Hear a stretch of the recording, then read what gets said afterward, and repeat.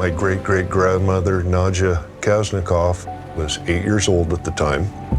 She was on Castle Hill in Alaska as the Russian flag came down. It was bittersweet. My grandmother saw that the Russian people that were staying just lost their country.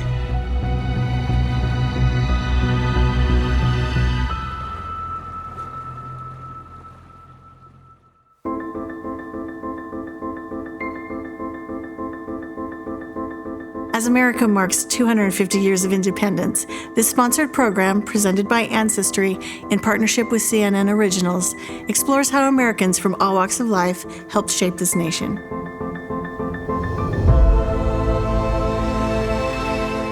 If you take Alaska and you cut it in half, the half of Alaska is still going to be bigger than the entire state of Texas. But it's going to be less than 1% of the entire population of the United States.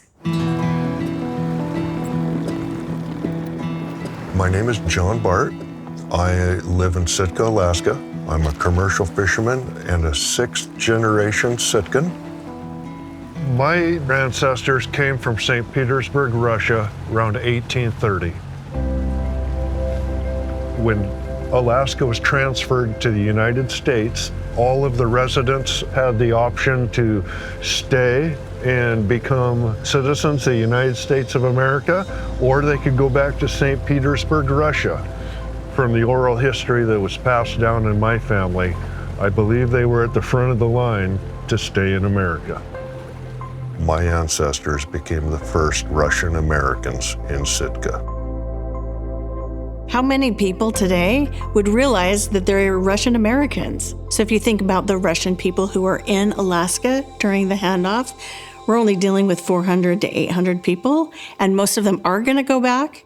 We think approximately maybe 100 stayed.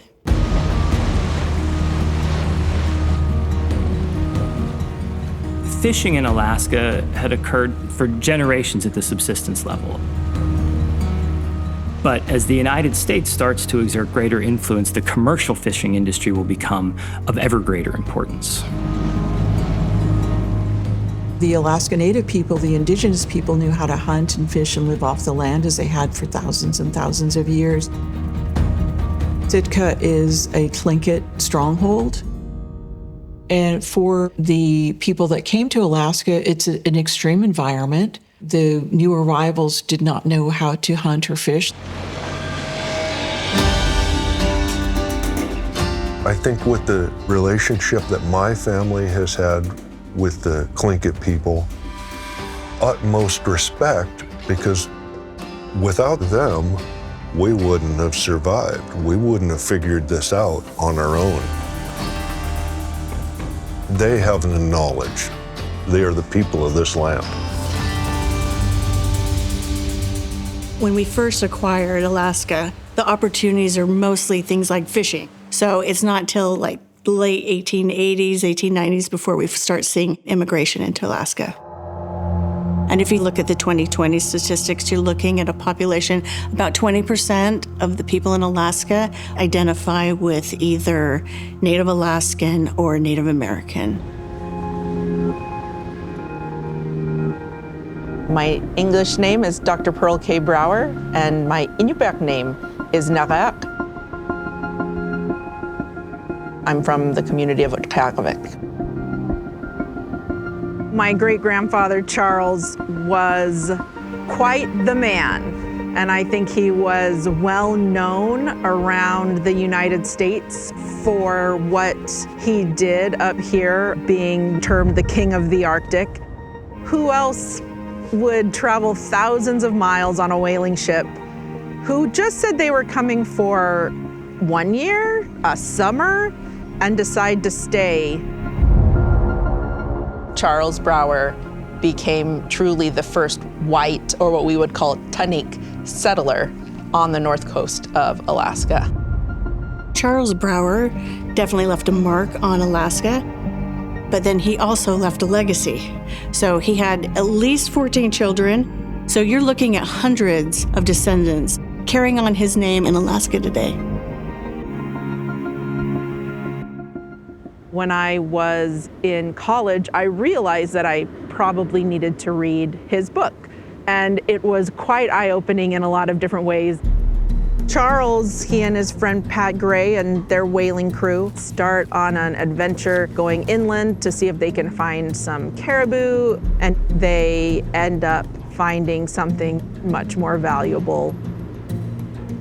No sooner had we reached the top of the rise than a small lake spread out before us, its water curiously dark and ranging from a liquid center to an asphalt-like substance around the edge.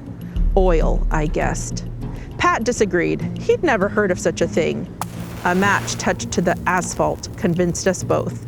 It burned with intense heat and lots of greasy smoke. We found those lakes in August 1886. I firmly believe that Patsy Gray and I were the first white men to set eyes on the phenomenon. Charles Brower is instrumental in directing geologists to look into where oil might be found in Alaska. My great-grandfather found something incredibly valuable that has absolutely transformed the state of Alaska and really the entire United States. I think my great-grandfather Charles and great-grandmother Asangatuck would think that this place is incredible. So if you think of the oil boom, there's now a new opportunity in Alaska. And yes, people do come for this new opportunity, but Alaska's enormous, so still the population's pretty sparse.